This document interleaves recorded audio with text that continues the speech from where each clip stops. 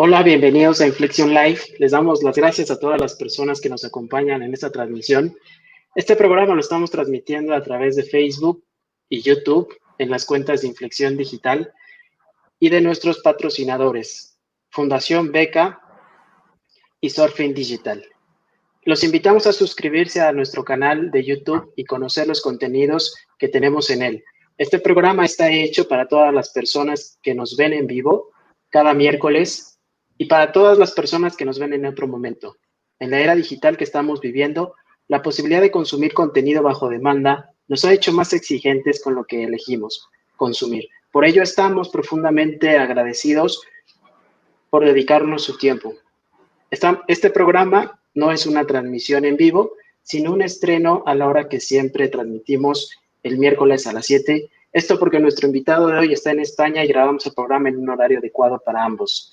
Así que los invito a que en esta ocasión no va a poder ver preguntas en vivo, pero los invito a escribirnos como siempre y les haremos llegar los datos de nuestro invitado para que puedan contactarlo a través de redes sociales.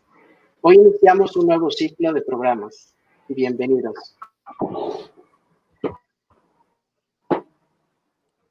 Pues es un gusto iniciar con este nuevo ciclo. Como saben, en los programas anteriores estuvimos hablando de política, de lo público. Ahora arrancamos con un tema de perspectiva. ¿Hacia dónde vamos? ¿Hacia dónde va el mundo? Y bueno, pues estamos viviendo una época que nos da mucho para hablar de esto. Y hoy tenemos un gran invitado y quiero presentarles y darles algunos datos. Él es Edwin Moreno Marún, él es mexicano, actualmente está radicando en Barcelona, España, y ha sido un emprendedor desde corta edad, desde los 5 años. Él es economista con especialidad en finanzas de la Universidad Iberoamericana en México, tiene una maestría en negocios dinámicos en la Growth Institute y actualmente está cursando la maestría en negocios digitales en The Valley, Barcelona. En 2012 y 2016 fue alumno de la Singularity University dentro de la NASA en Silicon Valley. Es creador del movimiento Surfing Digital y ha publicado más de 40 notas para Forbes México Entrepreneur sobre temas de negocios, tecnología. Ha sido conferencista en universidades importantes tanto en México como América Latina y colaboró en el libro de Transformación Exponencial.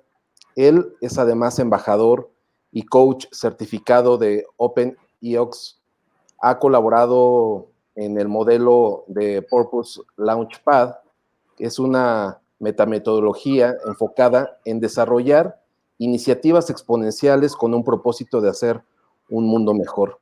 Es un gusto tenerte con nosotros, Edwin. Bienvenido. Muchísimas gracias. Gracias, Roberto. Gracias, Tocayo. Qué gusto saludarlos.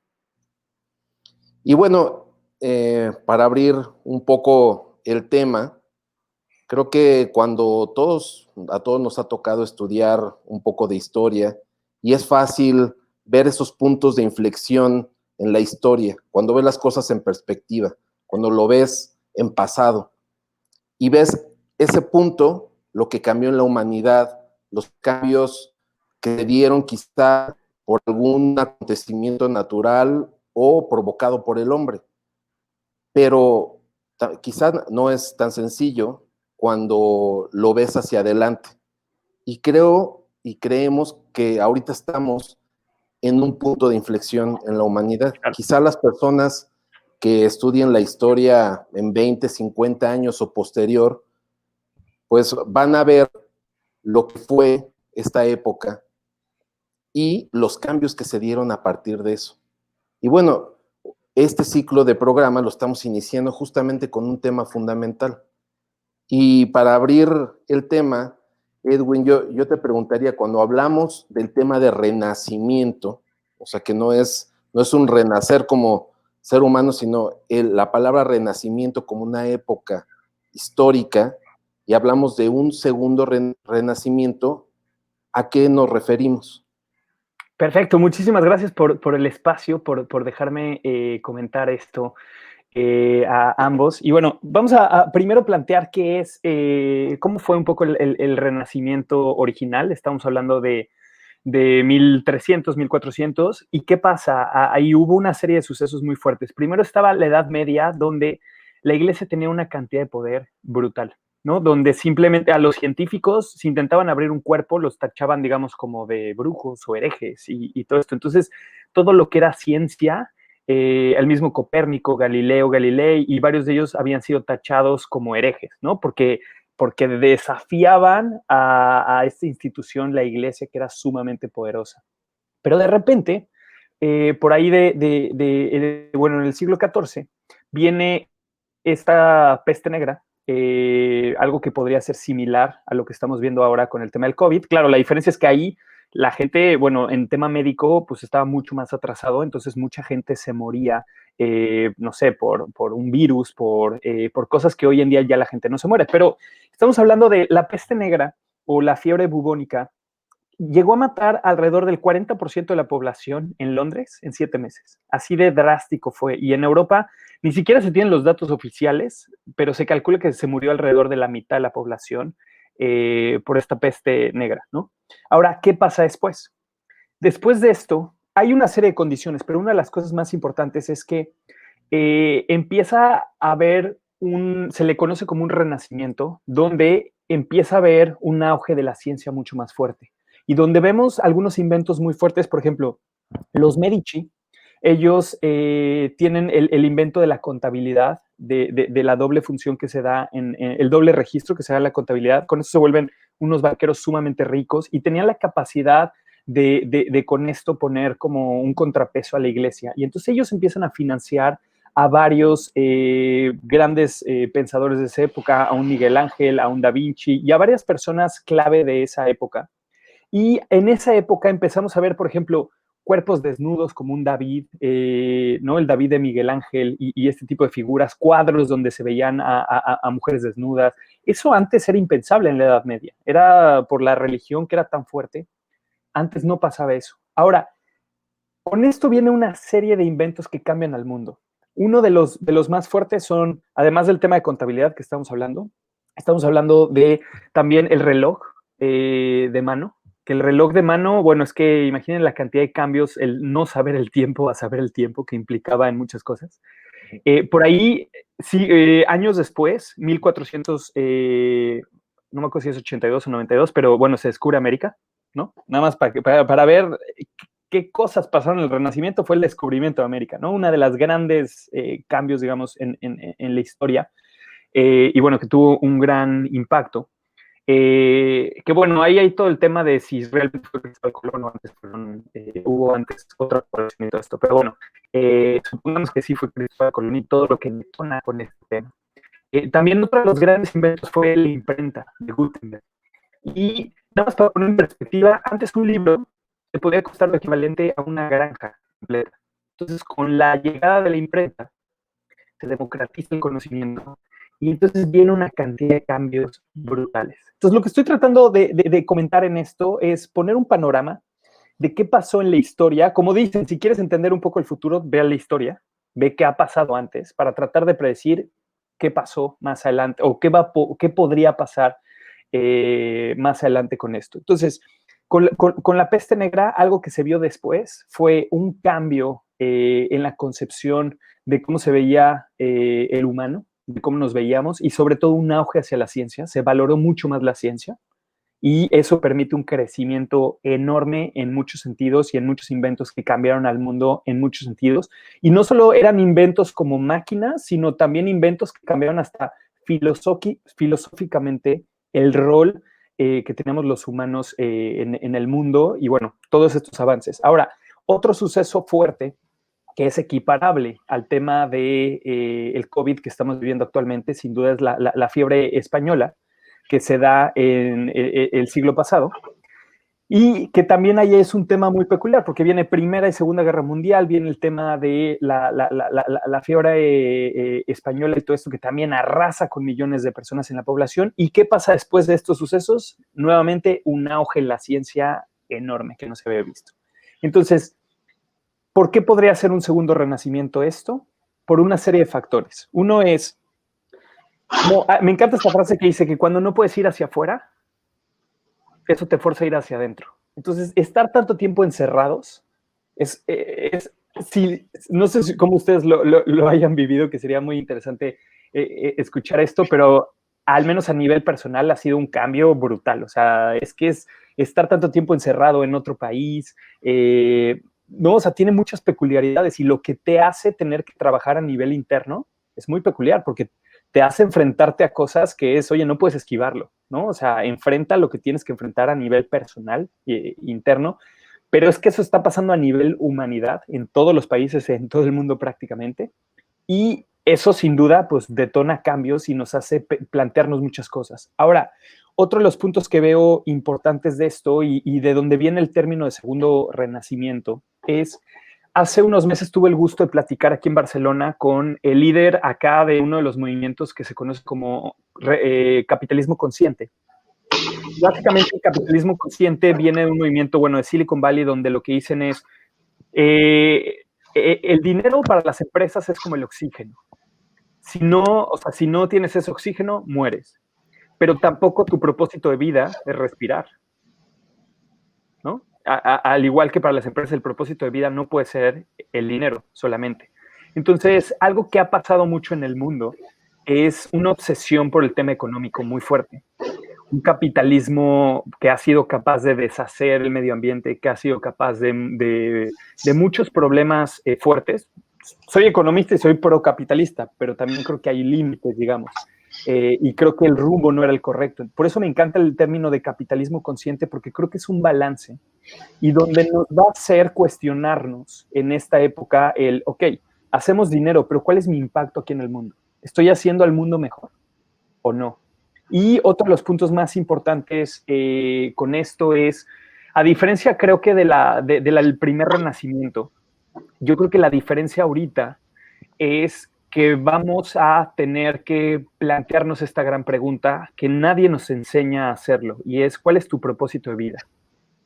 Más allá de solo el dinero, es cuál es tu propósito de vida. La Universidad de Harvard sacó en su revista en Harvard Business Review un artículo muy interesante donde hablaban que este podría ser el año del propósito.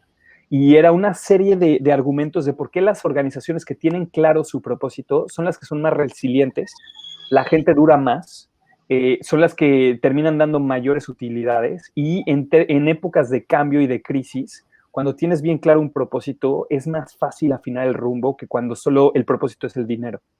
Entonces, creo que todos estos elementos hacen que este nuevo renacimiento nos va a llevar a plantear esta parte del propósito, tenerlo mucho más claro, a forzarnos a ir en esa dirección. Y bueno, esto va a generar una serie de ajustes, además de que avances en ciencia como nunca se han visto en la historia de la humanidad. O sea, la ciencia en los próximos años va a avanzar como nunca la hemos visto, y yo creo que hasta ahorita sí hemos visto cosas sorprendentes como la llegada de Internet o modelos de negocio interesantes como Uber, Airbnb, Amazon, etcétera. Creemos dentro de la comunidad exponencial de este grupo de futuristas que solo estamos alrededor del 3% de lo que se espera el 2030 de los avances tecnológicos. No hemos visto nada. Van a venir una serie de avances brutales. Pero no hace sentido tener un modelo educativo del siglo XIX pretendiendo preparar a gente para el siglo XXI. No hace sentido tener sistemas de gobierno del siglo XVII, en su mayoría, como el sistema de partidos políticos, pretendiendo resolver problemas del siglo XXI. Y no hace sentido seguir con modelos económicos del siglo XX o siglo XIX, pretendiendo resolver problemas del siglo XXI. Pues va a tener que haber una serie de ajustes brutales. ¿Cómo ven? Justo, sí. Y aquí, o sea, ya hablaste de cómo la tecnología va a cambiar, de lo que esperamos, de lo que va a pasar, ¿no? Pero este renacimiento como época que pasó amplió las posibilidades de los seres humanos en lo individual. O sea, les permitió ampliarse. Lo dijiste tú en una palabra, democratizó conocimiento, posibilidades.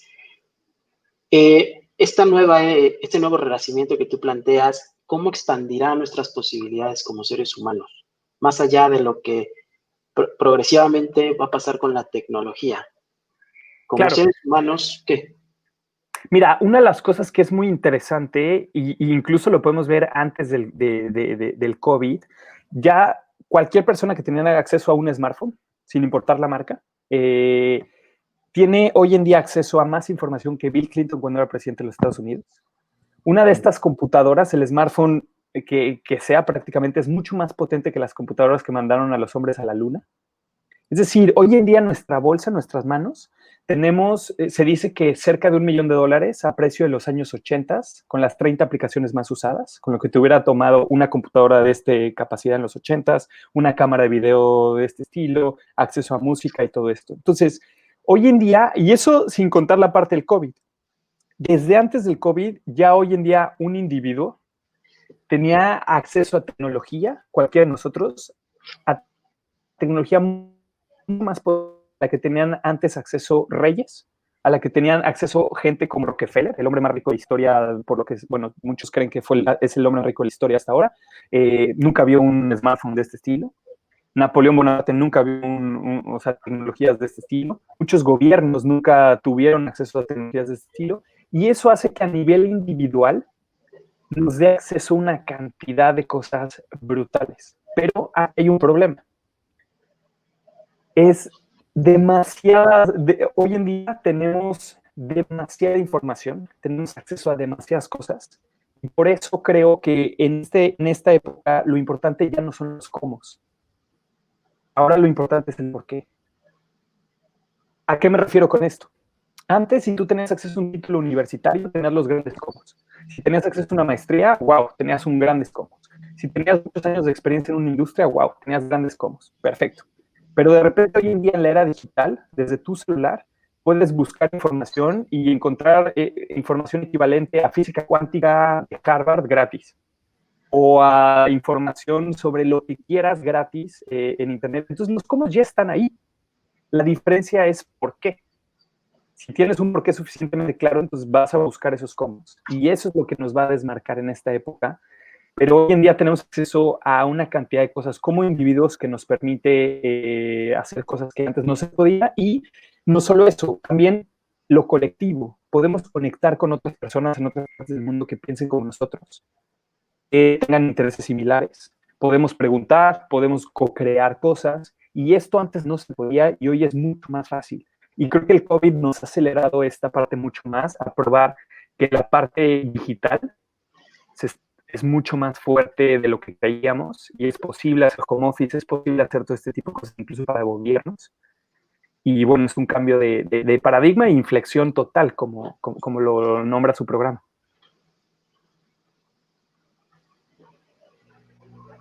Sí, en esto que comentas, creo que ahorita todo mundo, sí, nos estamos yendo hacia el interior, nos estamos replanteando prioridades y de forma individual, y lo interesante es cómo se están replanteando de forma colectiva. O sea, no había reparado en lo que comentabas, los tres somos economistas y justamente el replanteamiento de buscar en función del dinero, a buscar en función del bien común, de la posibilidad de ampliar las capacidades de las personas, y no solo del poder hacer más, hacer cosas, ¿no? O sea, porque también todo, todo lo que se está generando a partir de las redes sociales, de las nuevas tecnologías, de la era digital, también pudiera perdernos. O sea, pudiera perdernos en un sinsentido en muchas cosas y no precisamente enfocarnos en resolver los problemas o resolver no solo los problemas colectivos, sino también en lo individual. Ahorita creo que todos estamos teniendo esa posibilidad. Para mí es como cuando te platican una persona mayor o que está cerca de la muerte y se hace ese replanteamiento de decir, si yo hubiera tenido el tiempo, ¿no? Para replantear mi vida o qué hubiera cambiado en mi vida, pues todo el mundo te dice, hubiera hecho más esto, hubiera dedicado el tiempo, hubiera invertido mi tiempo distinto, hubiera tomado estas decisiones. Y creo que lo que estamos viviendo ahorita te da esa posibilidad. O sea, y te da una posibilidad a tiempo, porque pues estamos todavía con esa posibilidad creativa, la mayoría de las personas, de crear un futuro mejor. Entonces, o sea, ¿tú crees que en algún momento la tecnología, ¿no? Estos avances, ahorita decías, ni siquiera hemos visto lo que se va a crear de aquí al 2030, que la tecnología realmente pueda hacer una vida mejor para el ser humano, o sea, pueda ampliar la capacidad del ser humano? Y una de las cosas que yo y que temo es, sí, pero los cambios son dolorosos. Si lo vemos de 200 años, que pasó la independencia de varios pueblos, digamos, como principalmente en América Latina, fue un cambio doloroso. Hace 100 años, que podíamos estar hablando entre Primera y Segunda Mundial, hubo una serie de cambios y fueron cambios dolorosos. Pero ahora me encantan las cosas, por lo que creo que es una noticia que estamos viviendo, es que nuestros celulares hoy en día, personas, tienen la capacidad de hacer reportes. Entonces, sí se habla de esta nueva generación, como la generación de cristal, de que, ¿no? Como hay esta parte como de que uno piensa es fácil, y, o sea, que es una generación que puede ofender fácil. Esto. En parte, o sea, creo que es muy cierto, pero es que hay una gran ventaja en el sentido de que hoy en día con un smartphone todos podemos ser reporteros. No hay una persona, y empezamos a ver fenómenos como Lord, el que hace malo y el que no socialmente, político que de repente sacó entonces, ¿qué nos marca esto? Un mundo piezas cada vez más horizontal, donde ya no necesariamente unos y todo queda como escondido, sino que empieza a haber una tira fuerte al colectivo, digamos, un mundo mucho más unido, digamos. Ahora, una de las cosas, como en este punto que me encantaría estar aprovechando lo que contaba Roberto, ser los tres economistas, publiqué un artículo hace un par de años en Ford donde argumento porque creo que vamos a pasar de un neoliberalismo a un neoliberalismo tecnológico. Yo sé que desde un vista económico hablar de capitalismo nos lleva a pensar, no sé, Venezuela o este tipo de política que sea todo esto. Espero que no. Pero, ¿a qué me refiero con esto?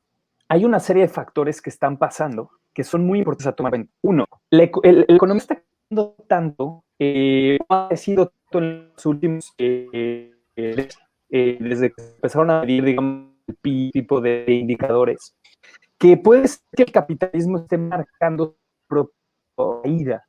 ¿Por qué? Uno es algo como original cero.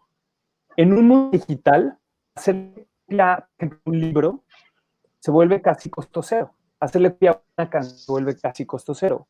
Hacerle copia a esta plática se vuelve casi costo cero. Entonces, la economía empieza a pasar un fenómeno muy raro, es cómo mides que hoy en día los niños tienen acceso a algo como Wikipedia, pero no hubo una transacción económica de eso. Está haciendo que entonces que daba el cero, cuando tenía que pagar por eso, o el que antes sacar y que ahora menos de 1,000. Entonces eso significa que para el PIB de la economía hay un problema porque muchas cosas empiezan a materializar, a demonizar y se vuelve digital y entonces ¿dónde trae en el PIB? Entonces es muy importante a tener en cuenta qué pasa, va a pasar. El siguiente punto que es muy importante ahora es la desigualdad. La verdad es que la desigualdad está siendo brutalmente fuerte. Se dice que hoy en día alrededor del 1% de la población del mundo tiene ya más del 60% de la población, digamos, del dinero vital.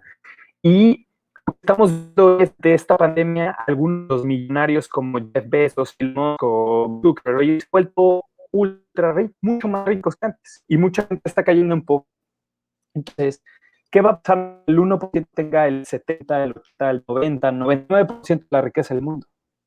va a algo. O sea, ahí hay sociedades, va a salir, y yo creo que y por eso la llegada de gente como López Obrador o esta oleada de izquierda latina que responde a una desigualdad fuerte que necesita resolver y que eso a generar acciones como un ingreso universal o una serie de factores de este estilo. El tercer punto que es importante a tomar en cuenta es la privatización. Está creciendo tanto que están obsoletos de tipos. Sé que la fuente número de empleo que es el transporte. Vienen muchos autos. Los vi en Google del 2012, coches que se manejan solos, que no chocan y todo esto, y vienen creciendo enormemente. Y esto va a cambiar muchas cosas, los robots, la inteligencia artificial, y va a cambiar el tema de las fuentes de empleo. Entonces, si tienes gente que se queda sin empleo mientras otros son ultra ricos, pues ahí va a haber como, oigan, tiene que haber algo, un reclamo social que va a tener que haber tipo de ajuste. Mucha gente dice que el ingreso universal puede ser una de las respuestas en esta parte. Ahora, otro de los puntos que también tiene que ver con esto es la parte de el efecto de el crecimiento de las redes o lo que llaman en inglés network effect.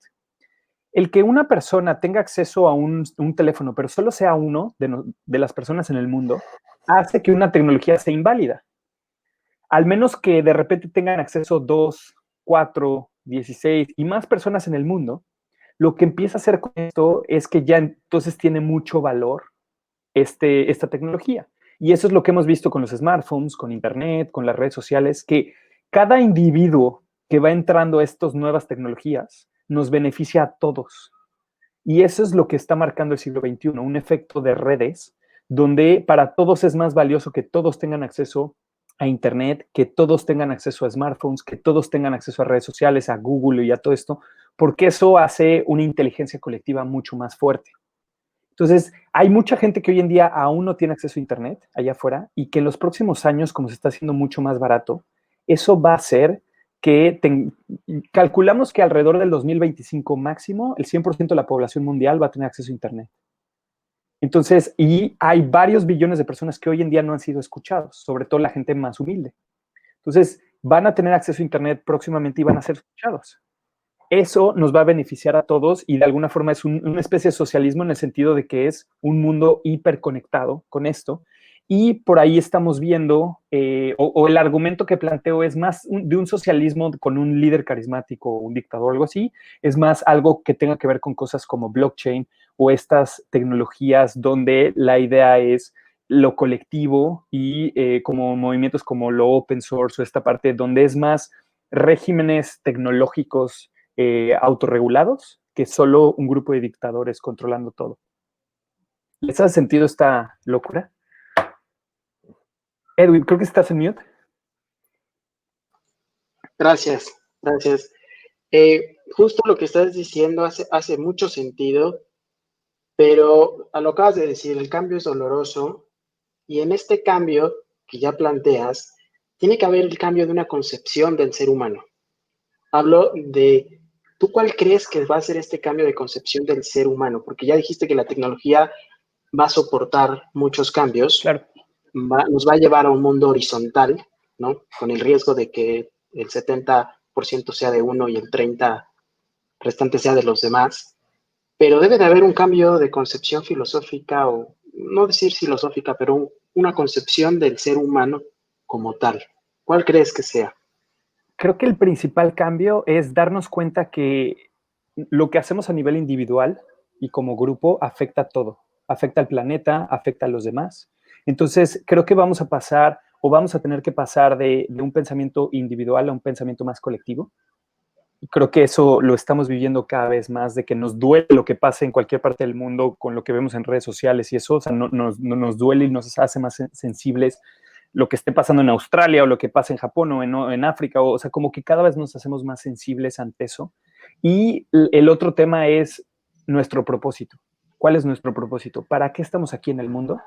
Y cómo creo que uno de los principales es el mundo o la economía nos ha marcado, mira, o tienes que encontrar con qué ganas dinero o seguir tu propósito de vida. Y normalmente ha sido como estar separado en estos dos puntos. Yo creo que lo que va a marcar el siglo XXI es la unión de estos dos. ¿Cómo ganas dinero con tu propósito de vida? ¿Cómo ganas dinero mientras ayudas a hacer un mundo mejor? ¿Cómo ganas dinero con aquello que te duele a ti ver del mundo que no funciona y logras vivir de eso y mientras ayudas a hacer un mundo mejor? ¿Te hace sentido?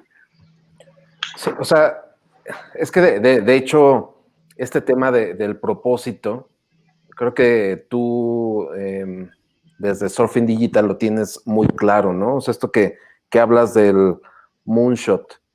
O sea, todos podemos estar viviendo de manera reactiva, como te va llevando la vida. O sea, te llega un problema, reaccionas a él, te llega otro, reaccionas, podrás ser muy resiliente, pero no tienes claridad si te estás yendo a ese gran propósito de tu vida. Y ese gran propósito, como bien lo dices, colectivo. O sea, ¿podrías profundizar un poco en esto, a lo mejor ligándolo con el propósito que tienen en Surfing Digital de ese Claro. alcance a las empresas, a la colectividad? Totalmente, totalmente. Miren, les cuento rápidamente algo que creo que es muy importante. En esta universidad dentro de la NASA, en Singularity University, se dedicaron a estudiar no solo las tecnologías que están cambiando al mundo, robótica, impresoras 3D y el efecto social que está teniendo, sobre todo efectos exponenciales, sino que también se dedicaron a estudiar las 200 empresas que más crecían, empresas como Google, como Amazon, todo esto. Y de ahí lanzan el libro de organizaciones exponenciales y se dan cuenta que el elemento uno que tenían estas organizaciones es un gran propósito, lo que llaman un propósito de transformación masiva. Es decir, Wikipedia no dice ser la empresa líder de la industria vendiendo mucho o la empresa líder de enciclopedias, no, dicen The Free Encyclopedia. Y en esa frase pequeña te marca cómo ven el mundo diferente. O Google organiza la información del mundo. Entonces, ¿qué estamos viendo en esta parte? Que antes las organizaciones tenían la misión, visión, valores o este concepto. Y ahora lo que estamos viendo es propósito de transformación masiva y un moonshot, que es una meta clara y específica. Y les pongo un ejemplo muy claro de esto. Elon Musk, en sus empresas, por ejemplo en Tesla, él no dice ser la empresa líder de la industria de coches vendiendo mucho, bla, bla, bla. Él dice acelerar la transición de la economía hacia la energía sostenible o la transición de la humanidad hacia la energía sostenible. Entonces ellos ni siquiera se ven en su misión, su gran propósito como una empresa de vehículos. Ellos te hablan, exacto, ellos te hablan de cómo ven al mundo distinto, de cómo ven ese impacto en el mundo. Y su moonshot, el primero que empezaron, que por cierto, moonshot viene del término de cuando Kennedy dijo vamos a poner un hombre en la luna antes de acabar la década. O sea, es una meta muy ambiciosa con un objetivo en una fecha específica. El primero con el que empieza Tesla es hacer un coche más veloz que un Ferrari en los próximos 3 años. ¿Por qué? Porque los coches eléctricos eran feos y eran lentos. Entonces él dice, vamos a darle al clavo al dolor más fuerte. Entonces, la combinación es que ahora las empresas están teniendo este propósito de transformación masiva, que es esa frase pequeña y emocionante de cómo vemos al mundo diferente, y el moonshot, que es esa misión clara y específica de hacia dónde queremos llegar y lograr este gran impacto. Ahora, una de las cosas que hemos descubierto, nosotros en Surfing Digital, una de las cosas que hemos visto es nuestro propio moonshot es ayudar a más de 1000 proyectos, impactar positivamente más de 1 millón de vidas cada uno en los próximos 5 años. ¿Por qué? Porque nosotros, digamos, nuestro gran propósito de transformación masiva es, lo vemos en este sentido de surfear juntos la era digital, digamos, es como el mantra que estamos siguiendo, es decir, bueno, sí estamos ante un tsunami tecnológico, no puedes frenarlo, pero puedes aprender a surfear. Es justo lo que queremos hacer, verlo como una cosa cool, divertida y todo esto. Y nosotros creemos que necesitamos una camada, un grupo de líderes enfocados a una economía exponencial con propósito, que ese es nuestro MVP, economía exponencial con propósito. Porque solo así vamos a poder resolver las famosas metas de desarrollo sostenible de la ONU. Solo así vamos a poder tener una economía que crezca, pero que a la vez sea sostenible. Y solo así vamos a poder lograr, digamos, tener un balance con el medio ambiente y nosotros, digamos, como a nivel de humanidad. Entonces creo que necesitamos una camada de locos soñadores atreviéndose a ir por su propósito y a impactar en el mundo de manera positiva. Está buenísimo y sobre todo creo que el gran reto es hacerlo de manera colectiva, ¿no? O sea, y esto pudiera también quitarnos un poco el miedo, o sea, porque de pronto cuando tú eres el loco frente al mundo, pues lo que más tienes es una inseguridad, dices, pues no voy a poder solo, pero Claro. aquí, o sea, esto que resaltas de la colectividad, el sumar, el crear ese acompañamiento con otros, pues el reto se vuelve mucho más alcanzable, ¿no? O sea, y creo que ahorita todos nos hemos sentido indefensos ante lo que está pasando, ¿no? Con esto de la pandemia, hemos sentido miedo con lo que hemos encontrado al interior de nosotros. Ojalá todos estemos encontrando ese propósito de vida, o sea, el propósito que nos haga movernos y que eso se vuelva contagioso, ¿no? O sea, eso es lo que nos va a transformar como personas y como humanidad. Oye, pues yo creo que hay mucho que futurear, mucho que analizar. El planteamiento que hoy haces de este segundo renacimiento da mucho para prospectar. Quiero agradecerte que hayas aceptado la invitación, que hayas estado con nosotros y los invito a todos a que puedan ver más de lo que está haciendo Edwin, lo que está haciendo Surfing Digital, que visiten su página de internet, que visiten también la página de internet de Fundación Beca, se suscriban a nuestro canal y pues agradecerte, Edwin, que nos hayas acompañado. A ustedes, muchísimas gracias. Y bueno, creo que es genial poder tener este tipo de pláticas que necesitamos en el mundo. Y muchas gracias por la invitación. Muchas gracias y un abrazo hasta allá. Gracias igualmente.